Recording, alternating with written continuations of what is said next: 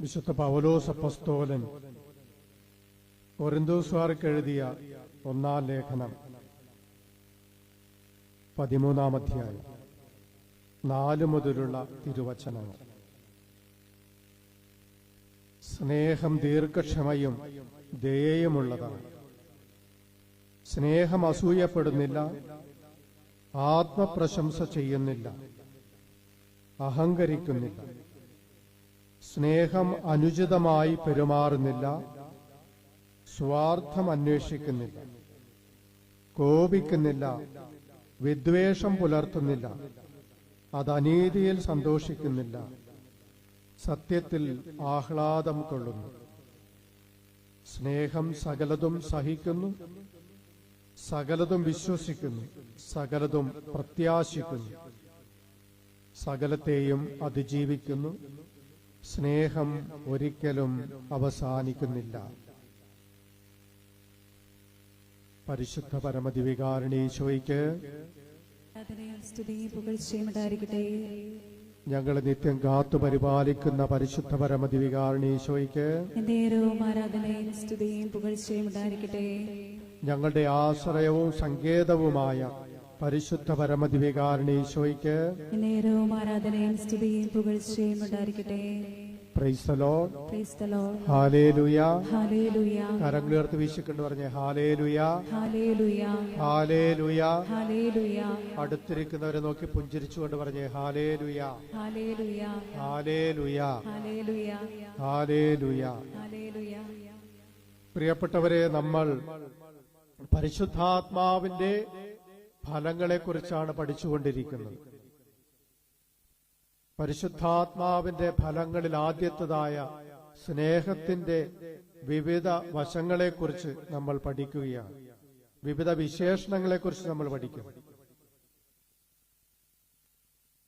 പ്രിയപ്പെട്ടവരെ, നമ്മൾ എന്തുകൊണ്ടാണ് സ്നേഹത്തെക്കുറിച്ച് ഇത്രയും ഗഹനമായിട്ട് പഠിക്കുന്നത്? എന്തുകൊണ്ടാണ്? അതിന്റെ ഉദ്ദേശം ഇത്രയേ ഉള്ളൂ. സ്നേഹത്തെക്കുറിച്ച് കാര്യഗൗരവമായി നമ്മൾ പഠിക്കുമ്പോഴാണ് സ്നേഹം എന്താണെന്നും സ്നേഹം എന്തല്ല എന്ന് നമ്മൾ തിരിച്ചറിയുന്നത്. നമ്മൾ പ്രകടിപ്പിക്കുന്ന എല്ലാ സ്നേഹം തന്നെയാണോ? അല്ല. അപ്പോൾ ഈ പഠനത്തിന്റെ പരിണിത ഫലം എന്താണെന്ന് ചോദിച്ചാൽ, ഇതുകൊണ്ടുള്ള ഗുണം എന്താണെന്ന് ചോദിച്ചാൽ, സ്നേഹത്തെക്കുറിച്ച് പഠിക്കുകയും അതിനെ നിർവചിക്കുകയും അതിനെ വ്യാഖ്യാനിക്കുകയും ചെയ്യുമ്പോൾ യഥാർത്ഥ സ്നേഹം എന്താണെന്ന് നമ്മൾ തിരിച്ചറിയുന്നു. അതുപോലെ രണ്ടാമതായിട്ട്, നമ്മുടെ ഉള്ളിലുള്ള സ്നേഹമെന്ന വികാരം യഥാർത്ഥത്തിലുള്ള സ്നേഹമാണോ അല്ലയോ എന്ന് വിലയിരുത്തുവാനും പരിശോധിക്കുവാനുമായിട്ട് ഈ പഠനം നമ്മെ സഹായിക്കുന്നു. അങ്ങനെ ഈ പഠനത്തിന്റെ വെളിച്ചത്തിൽ നമ്മളൊരു ആത്മപരിശോധന ചെയ്യുമ്പോൾ മനസ്സിലാകുന്ന സത്യമെന്ന് പറയുന്നത്, നമ്മൾ ഇത്രയും നാൾ സ്നേഹിച്ചതൊക്കെ സ്നേഹമായിരുന്നില്ല എന്ന് നമ്മൾ മനസ്സിലാക്കും. അത് യഥാർത്ഥ സ്നേഹമായിരുന്നില്ല എന്ന് നമ്മൾ തിരിച്ചറിയും. അതിനാൽ യഥാർത്ഥ സ്നേഹം എന്താണെന്ന് തിരിച്ചറിവിലേക്ക് വരുവാനായിട്ട് ഈ വിശദമായ സ്നേഹത്തെക്കുറിച്ചുള്ള പഠനം നമ്മെ സഹായിക്കുന്നു. അതുകൊണ്ട് നമ്മൾ, പ്രിയപ്പെട്ടവര്, സ്നേഹത്തിന്റെ തലനാരിഴ കീറി മുറിച്ച് പഠിച്ച് പരിശോധിച്ച് കറയും കളങ്കവും കലർപ്പുമില്ലാത്ത പരിശുദ്ധമായ സ്നേഹത്തിൽ വളരുവാനായിട്ടാണ് നമ്മൾ ആഗ്രഹിക്കേണ്ടത്. അതിനായിട്ട് ഈ പഠനം നമ്മെ, സ്നേഹത്തെക്കുറിച്ചുള്ള ഈ ഗഹനമായ വിശദമായ പഠനം നമ്മെ സഹായിക്കുന്നു. കഴിഞ്ഞ ക്ലാസ്സിൽ നമ്മൾ പഠിച്ചത്, ധ്യാനിച്ചത് സ്നേഹം സകലതും വിശ്വസിക്കുന്നു എന്ന വിഷയത്തെക്കുറിച്ചായിരുന്നു. ആ സ്നേഹം സകലതും വിശ്വസിക്കുന്നു എന്ന് പറയുമ്പോൾ അത് പരസ്പരമുള്ള വിശ്വാസമാണെന്നും അത് മറ്റൊരാളിലെ നന്മയെ സ്വീകരിക്കുന്ന മനോഭാവമാണെന്നും, ഈ മനോഭാവം നമ്മൾ സ്വീകരിക്കുമ്പോൾ മറ്റുള്ളവരിലുള്ള കുറവുകളെ നമ്മൾ അവഗണിക്കുന്നുവെന്നും വിശദമായിട്ട് നമ്മൾ ഉദാഹരണ സഹിതം പഠിച്ചു കഴിഞ്ഞതാണ്. ഇത്രയും പഠിച്ചിട്ട് വല്ല ഗുണമുണ്ടായോ? വല്ല നേട്ടമുണ്ടായോ? മേരി ചേച്ചി, വല്ല നേട്ടമുണ്ടായോ? ഉണ്ട്. ഹല്ലേലൂയ. കരങ്ങളുയർത്തി പറഞ്ഞേ ഹാലേലുയ, ഹല്ലേലൂയ, ഹാലേലുയ. ഹല്ലേലൂയ. നേട്ടമില്ലെന്ന് പറഞ്ഞ് ഇപ്പൊ ഇറക്കി വിട്ടേ. പ്രിയപ്പെട്ടവരെ, നമ്മൾ ഇന്ന് ധ്യാനിക്കുന്നത് സ്നേഹം സകലതും പ്രത്യാശിക്കുന്നു എന്ന വിഷയത്തെക്കുറിച്ച് പഠിക്കാനാണ്. സ്നേഹം സകലതും പ്രത്യാശിക്കുന്നു എന്ന് പറഞ്ഞ് ഒരുമിച്ച് പറഞ്ഞ് സ്നേഹം സകലതും പ്രത്യാശിക്കുന്നു. സ്നേഹത്തോടെ പറഞ്ഞ് സ്നേഹം സകലതും പ്രത്യാശിക്കുന്നു. എന്താണ് ഈ പ്രത്യാശ എന്ന് പറയുന്നത്?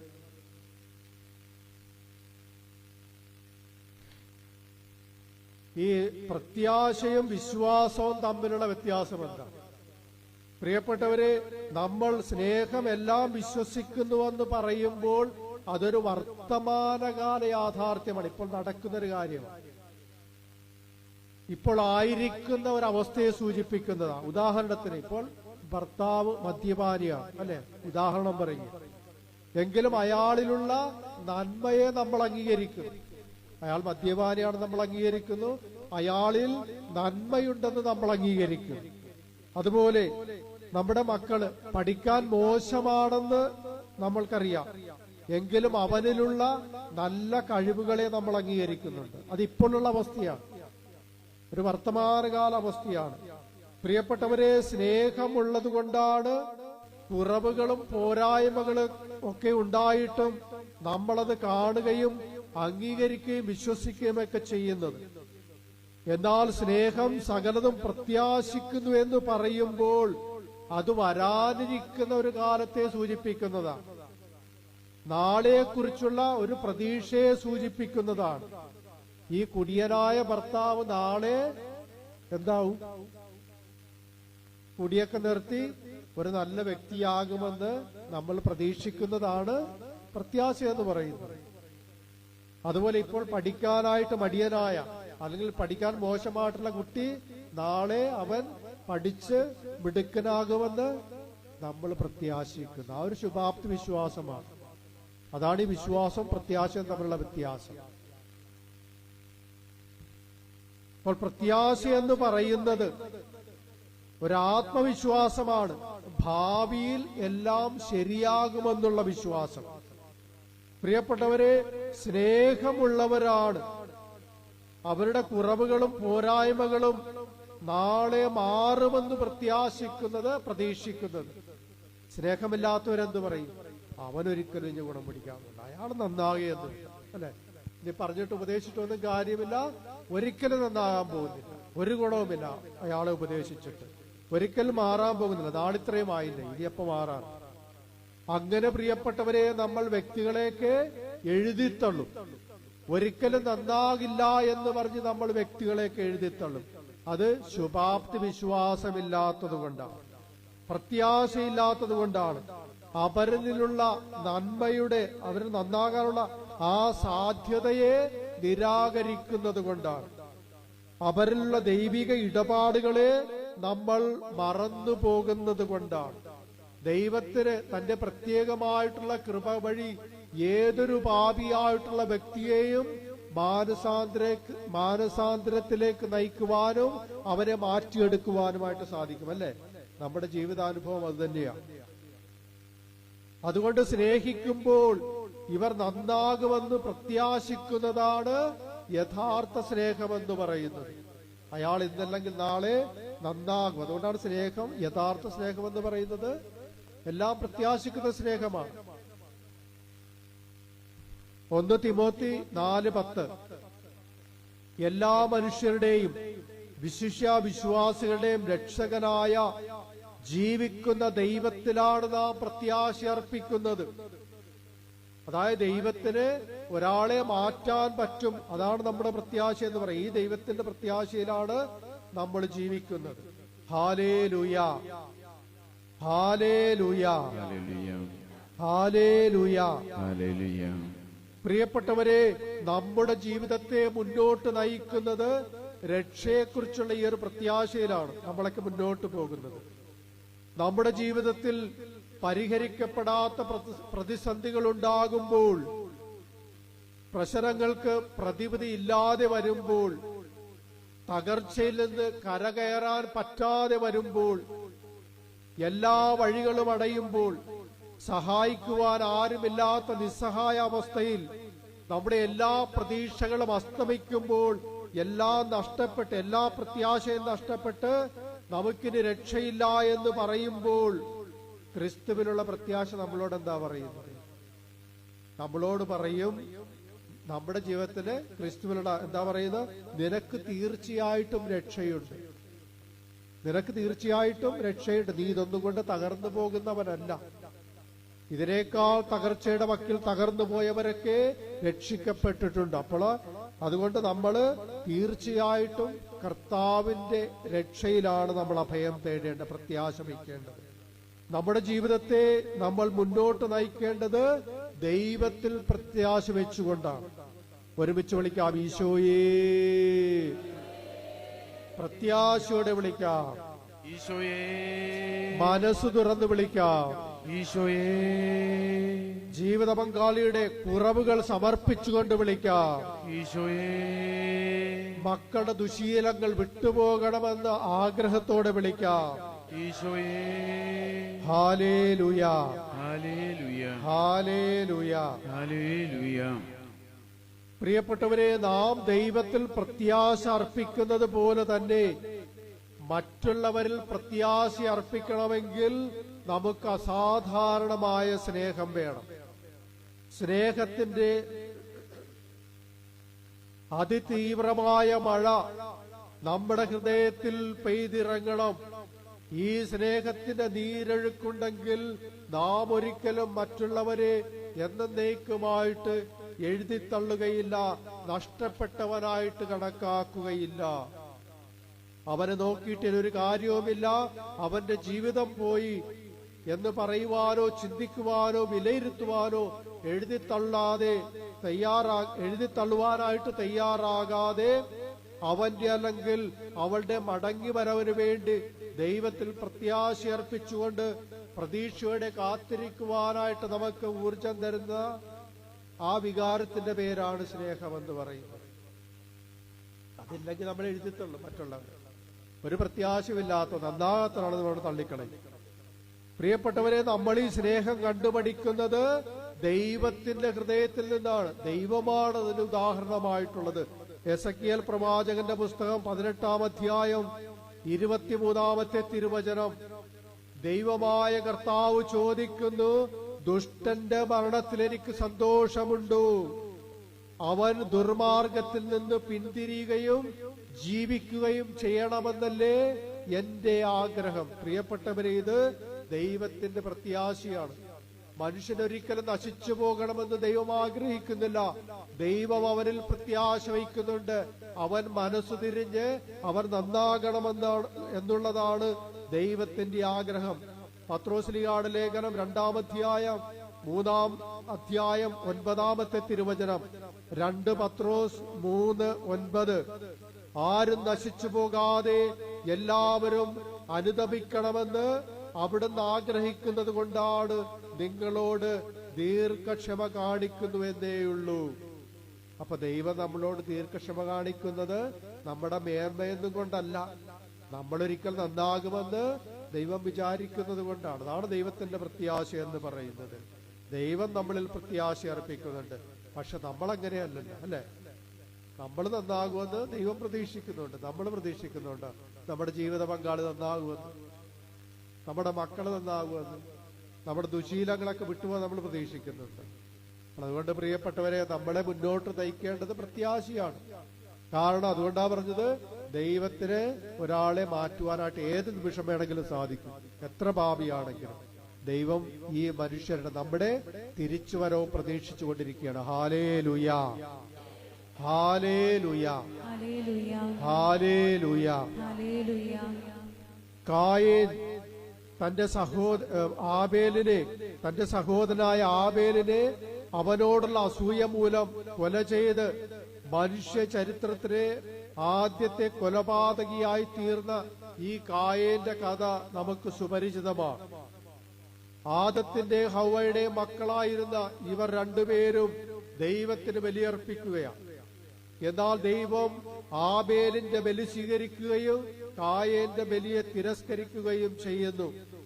താൻ തിരസ്കരിക്കപ്പെടുകയും തന്നേക്കാൾ അധികം തന്റെ സഹോദരന് പരിഗണന ലഭിക്കുകയും ചെയ്തത് കായേനെ തീർത്തും കോപാകുലനാക്കുകയും അവന്റെ ഉള്ളിലെ കോപം ഒടുവിൽ ചെന്നെത്തിയത് സഹോദരഹത്യയിലായിരുന്നു.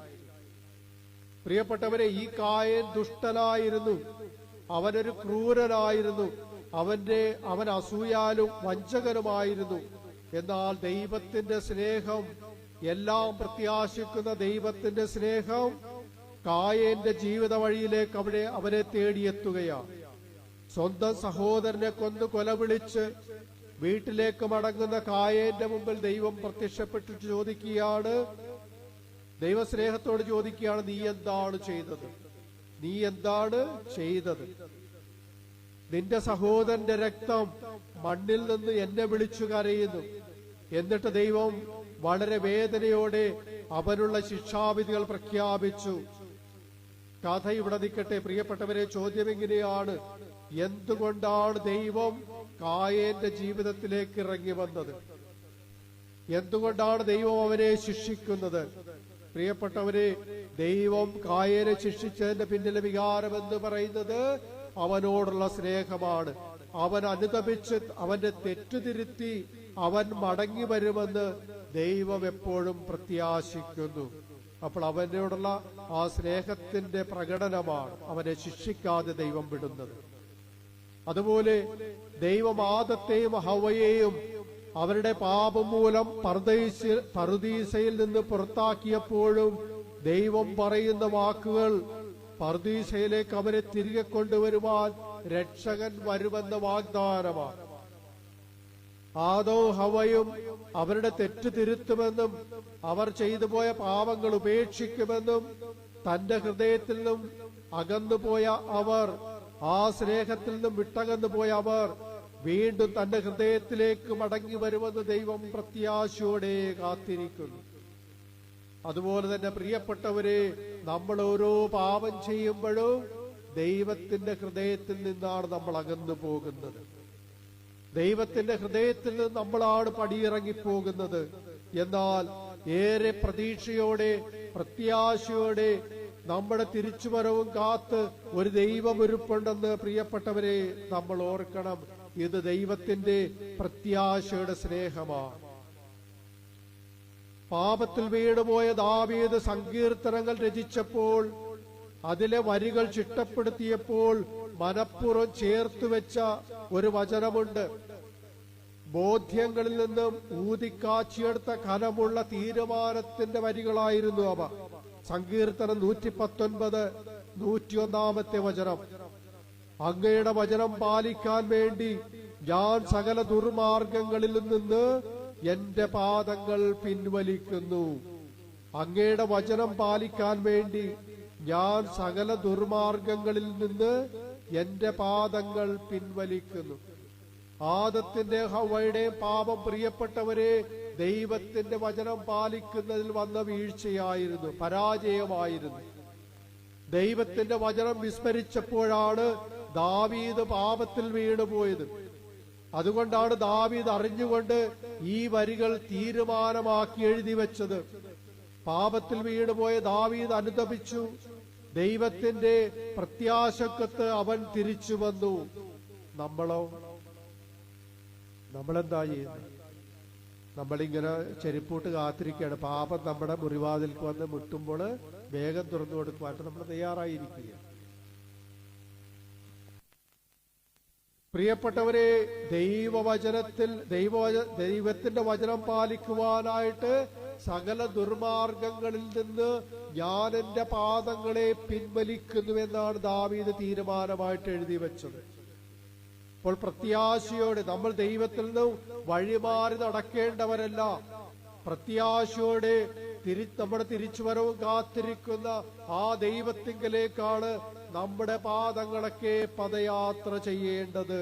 ഹല്ലേലൂയ, ഹല്ലേലൂയ, ഹല്ലേലൂയ, ഹല്ലേലൂയ, ഹല്ലേലൂയ. പ്രിയപ്പെട്ടവരെ, നോഹയുടെയും ആ പെട്ടകത്തിന്റെയും പ്രളയത്തിന്റെയും കഥ എല്ലാം പ്രത്യാശിക്കുന്ന സ്നേഹത്തിന്റെ കഥ കൂടിയാണ്. ഉൽപ്പത്തിയുടെ പുസ്തകം 6-ാം അധ്യായം 5-6 തിരുവചനങ്ങളിൽ നമ്മൾ വായിക്കുന്നു, ഭൂമിയിൽ മനുഷ്യന്റെ ദുഷ്ടത വർദ്ധിച്ചിരിക്കുന്നെന്നും അവന്റെ ഹൃദയത്തിലെ ചിന്തയും ഭാവനയും എപ്പോഴും ദുഷിച്ചത് മാത്രമാണെന്നും കർത്താവ് കണ്ടു. ഭൂമുഖത്ത് മനുഷ്യനെ സൃഷ്ടിച്ചതിൽ കർത്താവ് പരിതപിച്ചു. അത് അവിടുത്തെ ഹൃദയത്തെ വേദനിപ്പിച്ചു. സൃഷ്ടാവായ ദൈവത്തിന്റെ വിലാപമാണ് നമ്മൾ ഇവിടെ കാണുന്നത്. മനുഷ്യരെല്ലാവരും ദുഷ്ടരായി മാറിയിരിക്കുന്നു. അതുകൊണ്ട് മനുഷ്യനെ സൃഷ്ടിച്ചതിൽ ദുഃഖിക്കുന്നുവെന്ന് പറഞ്ഞ് ദൈവം കരയുകയാണ്. ദൈവത്തിന്റെ ഹൃദയവേദന, ഹൃദയനൊമ്പരം ഈ വരികളിൽ നിന്ന് വ്യക്തമാണ്. എന്റെ സൃഷ്ടിയായ മനുഷ്യനെ ഭൂമുഖത്തു നിന്ന് ഞാൻ തുടച്ചു മാറ്റുമെന്ന് ദൈവം അരുളി ചെയ്യുകയാണ്. എന്നിട്ടും പ്രിയപ്പെട്ടവരെ, എന്തുകൊണ്ടാണ് കുറച്ച് മനുഷ്യരെ അവിടുന്ന് മാറ്റിവെക്കുന്നത്? എല്ലാ മനുഷ്യരെ നശിപ്പിച്ചു കളയുമെന്ന് പറഞ്ഞിട്ടും അവരിൽ നിന്ന് കുറച്ച് മനുഷ്യരെ ദൈവം മാറ്റിവെച്ചത് എന്തുകൊണ്ടാണ്? ഈ മനുഷ്യരിൽ നിന്നുണ്ടാകുന്ന പുതിയ തലമുറകൾ പഴയ പാപത്തിൽ തന്നെ തുടരുകയില്ല എന്ന് എന്താണ് ഉറപ്പുള്ളത്? നോഹയുടെ പെട്ടകത്തിൽ നിന്ന് പുറത്തു വന്ന ഒരു പുതിയ തലമുറയും പാപത്തിലൂടെയാണ് സഞ്ചരിക്കുന്നത്. എങ്കിലും പാപം ചെയ്യാത്ത, ദൈവഭയമുള്ള, തന്റെ ഹൃദയത്തിന് അനുരൂപരായ ഒരു പുതിയ മനുഷ്യ സമൂഹത്തെ തന്റെ സ്വന്തം ജനമെന്ന് പറഞ്ഞ് അഭിമാനിക്കുവാനും സന്തോഷിക്കുവാനും കഴിയുന്ന ഒരു പുതിയ മാനവ കുടുംബത്തെ ദൈവം പ്രതീക്ഷയോടെ സ്വപ്നം കാണുന്നു. പ്രിയപ്പെട്ടവരെ, ഇത് സ്നേഹത്തിന്റെ പ്രത്യാശയാണ്. എല്ലാവരെയും നശിപ്പിക്കുമെന്ന് ദൈവം പറഞ്ഞെങ്കിലും ഒരു വിഭാഗത്തെ ദൈവം മാറ്റി നിർത്തുകയാണ്. അവർ നല്ലവരായി തീരുമെന്ന് ദൈവം പ്രത്യാശിക്കുന്നു. ഹല്ലേലൂയ, ഹല്ലേലൂയ, ഹല്ലേലൂയ. പ്രിയപ്പെട്ടവരെ, നമ്മൾ അനുദിനം ചെയ്തു കൂട്ടുന്ന നിരവധിയായ പാപങ്ങളോർത്ത് നമ്മുടെ ഹൃദയകാഠിന്യത്തെ ഓർത്ത് ദൈവം വിലപിക്കുന്നുണ്ട്. ദൈവത്തിന്റെ മനസ്സ് വേദനിക്കുന്നുണ്ട്. നമ്മുടെ അകൃത്യങ്ങളെ നേരിൽ കണ്ട് ദൈവത്തിന്റെ ഹൃദയം വിലപിക്കുന്നുണ്ട്.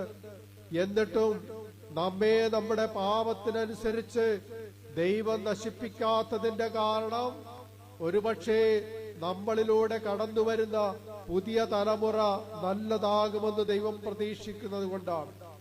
ദൈവത്തിന്റെ മനസ്സിന് ഇഷ്ടപ്പെട്ട ഒരു പുതിയ സമൂഹം രൂപപ്പെടുമെന്ന് ദൈവം സ്വപ്നം കാണുന്നത് കൊണ്ടാണ്. അതുമല്ലെങ്കിൽ നമ്മളൊക്കെ മാനസാന്തരപ്പെട്ട് ഒരിക്കൽ നല്ലതാകുമെന്ന് ദൈവം പ്രതീക്ഷിക്കുന്നത് കൊണ്ടാണ് ദൈവം നമ്മളെ ശിക്ഷിക്കാത്തത്. അല്ലാതെ നമ്മുടെ മേന്മ കൊണ്ടൊന്നുമല്ല, നമ്മുടെ പുണ്യങ്ങളൊന്നും കൊണ്ടല്ല. ഒരുമിച്ച് വിളിക്കാം, ഈശോയേ. മടികൂടാതെ വിളിക്കട്ടെ. എല്ലാ പാപം ഉപേക്ഷിച്ചുകൊണ്ട് വിളിക്കട്ടെ. അനുതപിക്കുന്ന ഹൃദയത്തോടെ വിളിക്കട്ടെ. കർത്താവിന്റെ കരുണയിൽ ആശ്രയിച്ചുകൊണ്ട് വിളിക്കട്ടെ. സ്നേഹത്തോടെ വിളിക്കട്ടെ. നന്ദി പറഞ്ഞുകൊണ്ട് വിളിക്കട്ടെ. ഹല്ലേലൂയ, ഹല്ലേലൂയ, ഹല്ലേലൂയ, ഹല്ലേലൂയ. പ്രിയപ്പെട്ടവരെ, പൗലോസ്ലീഹ ആദ്യമായി തിരുവചനത്തിൽ പ്രത്യക്ഷപ്പെടുന്നത് സ്റ്റെഫാനോസ് എന്ന സഹോദരന്റെ ഘാതകനായിട്ടാണ്. യഹൂദനായ പൗലോസ് മറ്റൊരു യഹൂദനായ സ്റ്റീഫനെ കല്ലെറിഞ്ഞു കൊല്ലുവാനുള്ള വിധി നടപ്പാക്കുന്നതിന് കൂട്ടുനിന്നവരാ, അതിന് നേതൃത്വം കൊടുത്തവരാ. ക്രിസ്ത്യാനികളെ കൊല്ലുന്നവനായിരുന്നിട്ടും ക്രിസ്തു അവന്റെ ജീവിതത്തിലേക്ക് ഒരു ഇടിമിന്നൽ പോലെ പ്രവേശിക്കുകയാണ്. കർത്താവ് ഒരിക്കലും ഈ പൗലോസിനെ നശിപ്പിച്ചു കളഞ്ഞില്ല. അവൻ ചെയ്തു കൂട്ടിയ തിന്മകൾക്ക് പരിഹാരമായി അവരെ കൊണ്ട് തന്നെ ഇരട്ടി നന്മ ചെയ്യിക്കുകയാണ്. കൊലപാതകിയായ പൗലോസിൽ ഈശോ കണ്ടത് തനിക്കു വേണ്ടി അവസാനത്തുള്ളി രക്തം വരെ ചിന്തി മരണം വരിക്കുവാൻ തയ്യാറായിട്ടുള്ള ധീരനായ ഒരു അപ്പസ്തോലനെയാണ് നമ്മൾ പൗലോസിൽ കാണുന്നത്. ആരെയാ? ഒരു കൊലപാതകിയാണ്. പക്ഷെ ദൈവം കണ്ടത് അങ്ങനെയല്ല. ഒരു അപ്പസ്തോലനെയാണ് ദൈവം കണ്ടത്. പൗലോസിലുള്ള നന്മയുടെ സാധ്യതയാണ് ദൈവം നോക്കിക്കണ്ടത്. ഇത് ദൈവത്തിന്റെ പ്രത്യാശയാണ്. കാരണം ദൈവം സ്നേഹമാണ്. ആ സ്നേഹമെന്ന് പറയുന്നത് എല്ലാം പ്രത്യാശിക്കുന്ന സ്നേഹമാണ്. നമ്മൾ ഒരാളിലെ വർത്തമാനകാലം നോക്കി വിലയിരുത്തുമ്പോൾ ദൈവം അവന്റെ ഭാവി കൂടി നോക്കിയിട്ടാണ് വിലയിരുത്തുന്നത്. പൗലോസിലൊരു നന്മയുണ്ടെന്നും ആ നന്മ ലോകമെമ്പാടുമുള്ള വിജാതിയർക്ക് ക്രിസ്തുവിന്റെ സുവിശേഷ വെളിച്ചമായി മാറുമെന്ന് ദൈവം പ്രത്യാശ വയ്ക്കുകയാണ്. ദൈവം പ്രതീക്ഷിക്കുകയാണ്. ദൈവം അവന്റെ ഭാവിയെ നോക്കി കാത്തിരിക്കുന്നു. കാരണം ദൈവം സ്നേഹമുള്ളവനാ. ദൈവത്തിന്റെ സ്നേഹം സകല നന്മയും പ്രത്യാശിക്കുന്ന സ്നേഹമാണ്. അത് നമ്മുടെ സ്നേഹം പോലെ അല്ല. Hallelujah, hallelujah. പോക്സോ കേസിൽ പ്രതിയായി വിചാരണ ചെയ്യപ്പെട്ട് ജയിലിൽ കിടക്കുന്ന ഭർത്താവിനെ വേണ്ടെന്ന് വയ്ക്കുവാനായിട്ട് അവളോട് അവളുടെ വീട്ടുകാരെല്ലാവരും പറഞ്ഞതാണ്. തികച്ചും മദ്യപാനിയും ദുർമാർഗിയുമായ അവനെ നീനി ചുമന്നുകൊണ്ട് നടക്കേണ്ട കാര്യമില്ല. അവളുടെ വീട്ടുകാർ അവളെ ഉപദേശിച്ചു.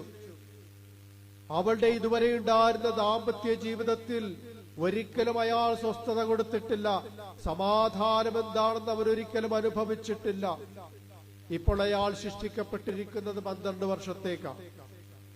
വീട്ടുകാരുടെ ഉപദേശത്തിന് ചെവി കൊടുക്കാതെ എല്ലാ ദുഃഖങ്ങളും സങ്കടങ്ങളും ഉള്ളിലൊതുക്കിക്കൊണ്ട് അവൾ പറയുകയാണ്, ഈ ചേട്ടായി ഒരു നല്ല മനുഷ്യനായിട്ട് തിരികെ വരുമെന്ന് എനിക്കുറപ്പുണ്ട്. എന്താണ്?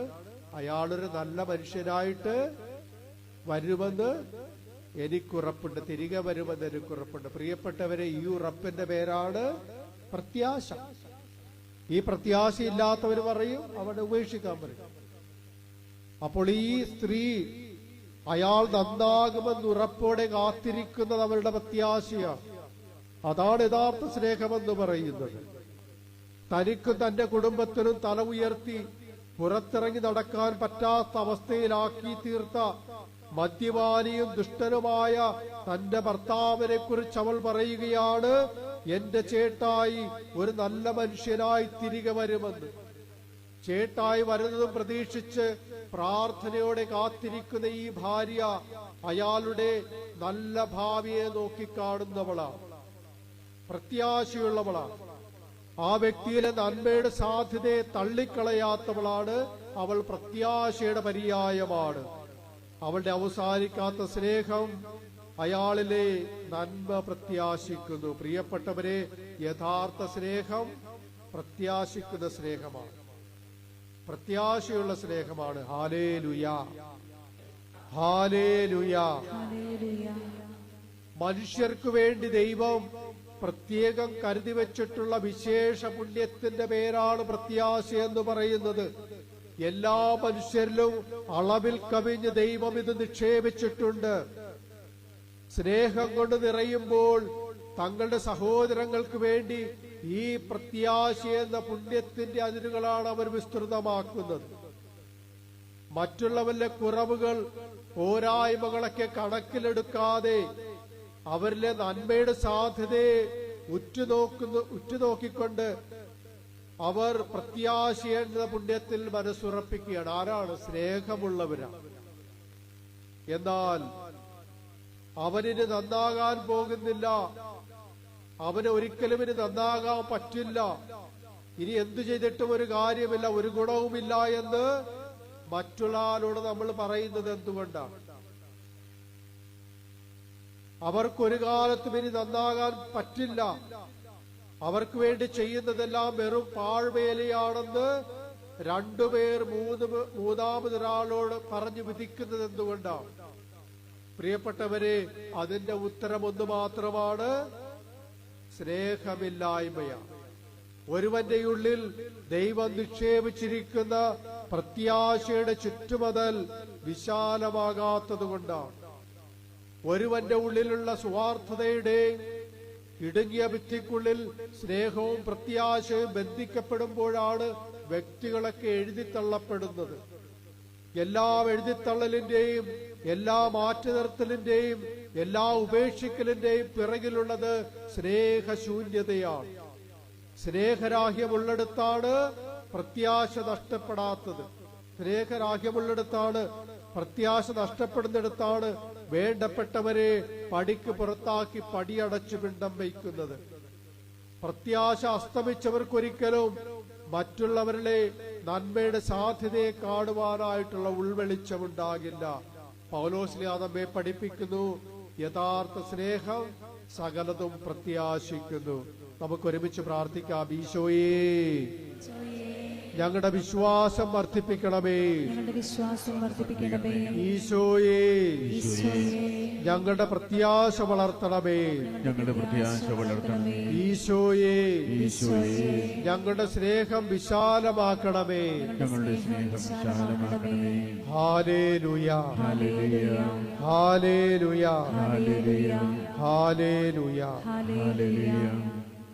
പ്രിയപ്പെട്ടവരെ, മാതാപിതാക്കൾ വളരെ പ്രതീക്ഷയോടെ രാവും പകലും അധ്വാനിച്ച് കിട്ടാവുന്നത് വെച്ച് ഏറ്റവും നല്ല വിദ്യാഭ്യാസം കൊടുത്ത് വളർത്തിയവളാണ് ആ ഒരൊറ്റ മകൾ. അവൾക്ക് വേണ്ടി അവർ പട്ടിണി കിടന്നും അവരുടെ ആവശ്യങ്ങൾ അവഗണിച്ചും മകളുടെ കാര്യത്തിൽ അതീവ ശ്രദ്ധാലുവായിരുന്നു. അവൾക്കെന്നും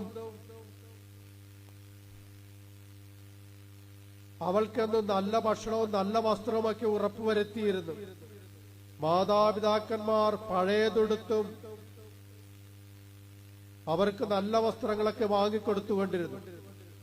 ഭാവി വാഗ്ദാനമായ അവളെക്കുറിച്ച് ഈ മാതാപിതാക്കന്മാർ വലിയ വലിയ സ്വപ്നങ്ങൾ കണ്ടുറങ്ങുകയായിരുന്നു.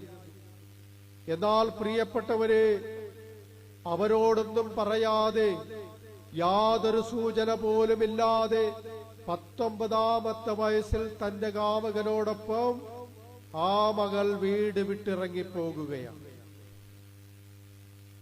വാട്സപ്പിൽ ഫോട്ടോ കണ്ടപ്പോഴാണ് തങ്ങളുടെ മകൾ വിവാഹിതയായെന്ന് ദുഃഖത്തോടെ ആ മാതാപിതാക്കന്മാർ ആ വാർത്ത അറിയുന്നത്.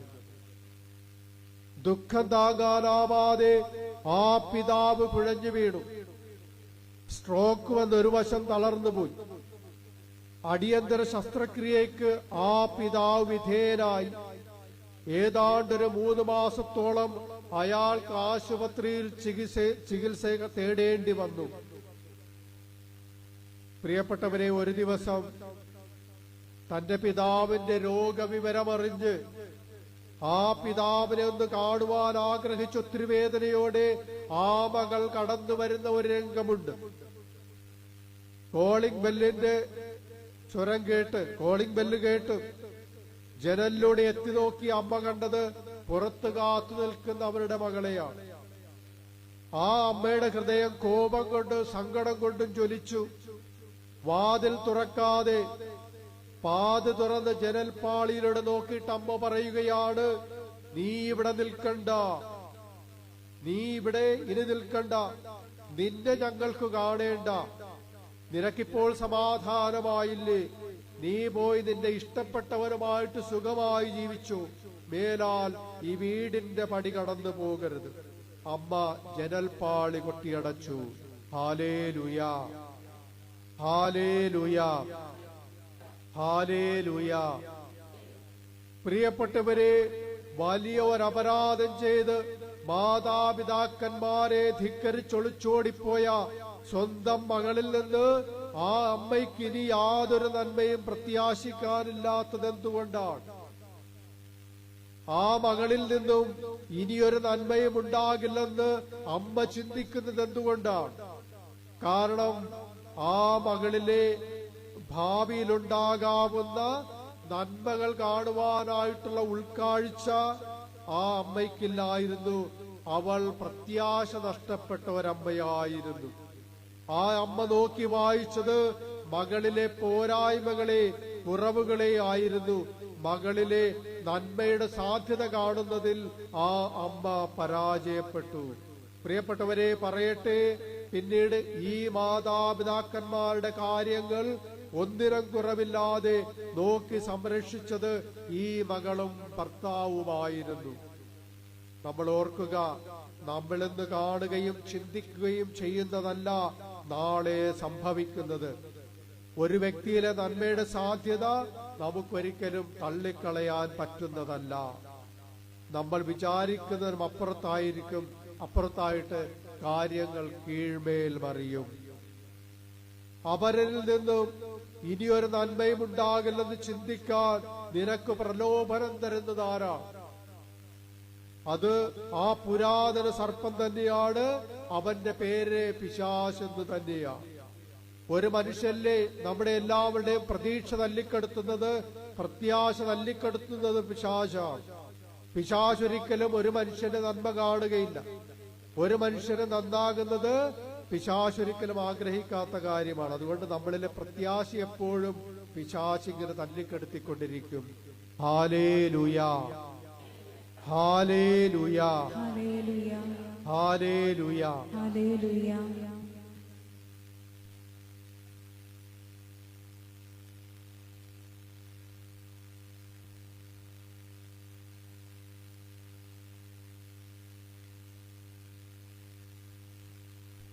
പ്രിയപ്പെട്ടവരെ, വിശുദ്ധ മോനിക്കയുടെയും വിശുദ്ധ അഗസ്റ്റിന്റെയും ഹൃദയസ്പർശിയായ ജീവചരിത്രം കണ്ണീരിന്റെയും പ്രാർത്ഥനയുടെയും കാത്തിരിപ്പിന്റെയും കഥ പറയുന്ന ജീവപാഠമാണ്. മോനിക്ക വിശുദ്ധയായ ഒരമ്മയായിരുന്നു.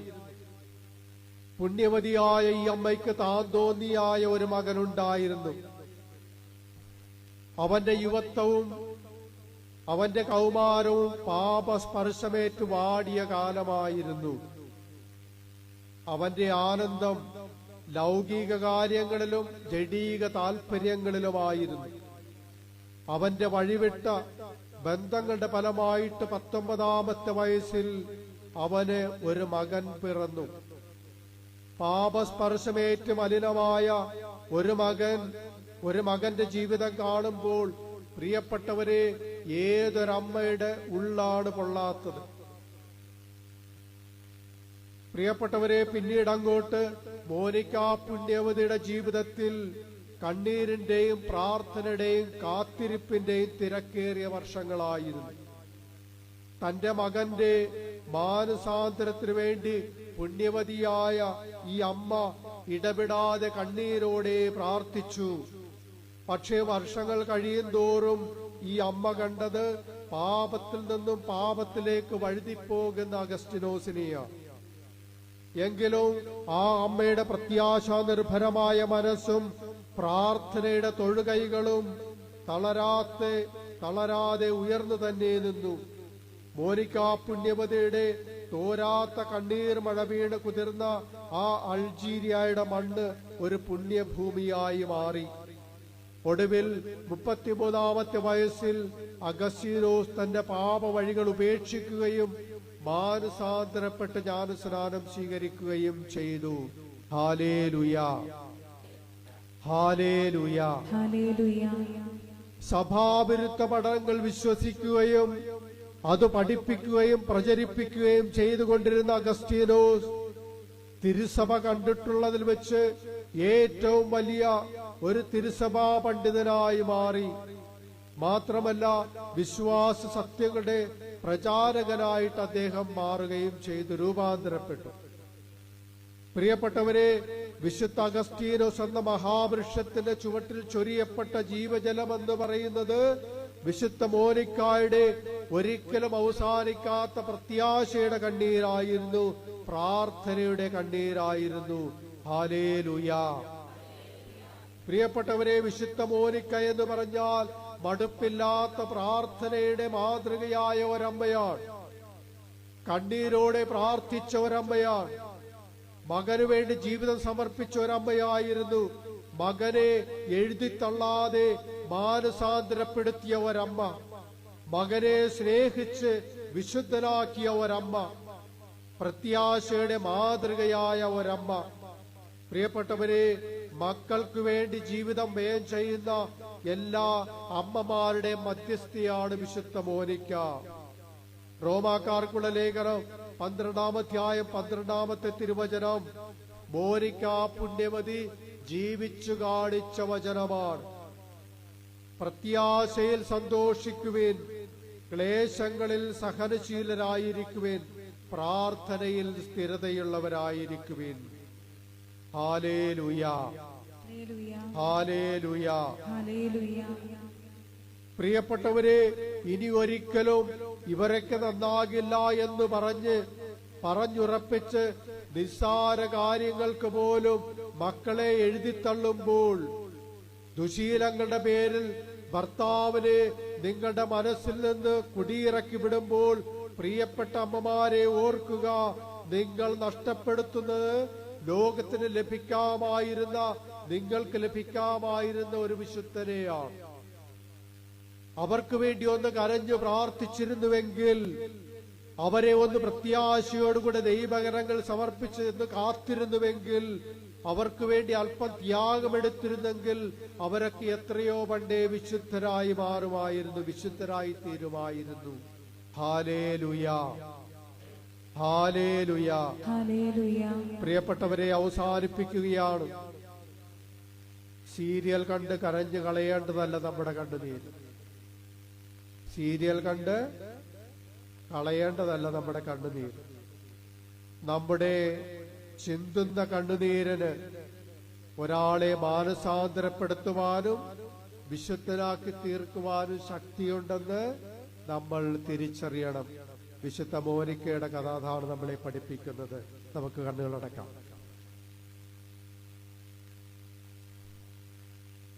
സ്നേഹം സകലതും പ്രത്യാശിക്കുന്നു. നമ്മിൽ സ്നേഹമൊരിക്കലും അസ്തമിക്കാതിരിക്കട്ടെ.